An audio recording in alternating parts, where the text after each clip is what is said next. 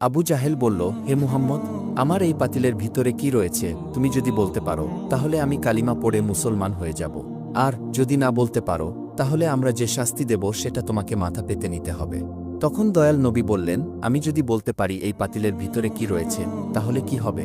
তখন আবু জাহেল বলতে লাগল, তুমি যদি বলতে পারো এই পাতিলের ভেতরে কি রয়েছে, তখন আমি কালেমা পড়ে মুসলমান হয়ে যাব।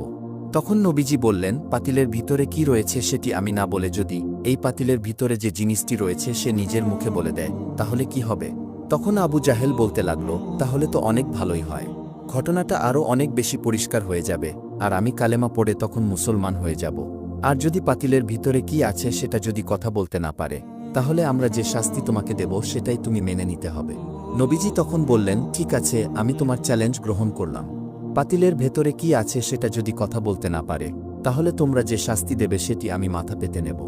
অতঃপর আবু জাহেল সবাইকে বলছে, হে মহল্লাবাসীরা, তোমরা সকলেই শুনেছ মুহাম্মদ বলেছে এই পাতিলের ভিতরে কি রয়েছে সেটি নিজের মুখেই সে বলবে। যদি না বলতে পারে তাহলে আমরা মুহাম্মদকে যে শাস্তি দেব সেটিই সে মাথা পেতে নেবে। সুতরাং তোমরা সকলেই সাক্ষী থেকো।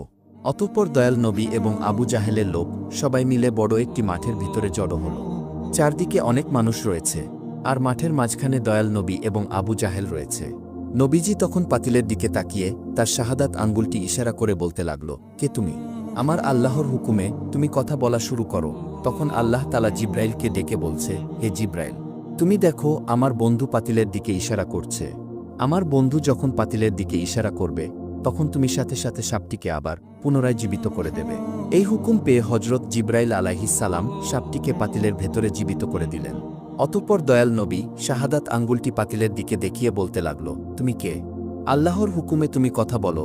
এবার সাপটি কান্না করে বলছে, হে দয়াল নবী, আমি হলাম মূসা নবীর উম্মত, আমার নাম হচ্ছে হারেসা। হে নবী, আমি আপনার কাছে আসতে গিয়ে মদিনা থেকে বুকের উপর ভর করে হাঁটতে হাঁটতে 6 মাস পর্যন্ত হাঁটার কারণে অনেক ক্লান্ত হয়ে গিয়েছিলাম। তখন আমি এই বেঈমানের বাড়ির সামনে একটু বিশ্রাম নিচ্ছিলাম, একটু ঘুমিয়ে পড়েছিলাম।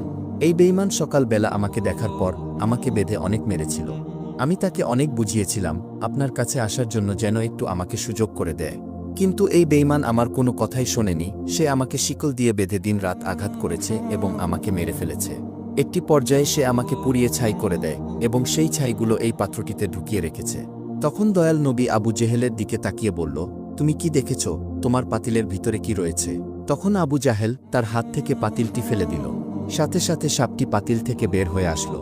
তখন সাপটি আবু জাহেলকে মারার জন্য দৌড়াতে লাগল এবং আবু জাহেল দৌড়াতে দৌড়াতে দয়াল নবীকে বলতে লাগল, হে মুহাম্মদ, তুমি তাড়াতাড়ি তোমার সাপকে থামাও। তখন দয়াল নবী সাপটিকে লক্ষ্য করে বলল,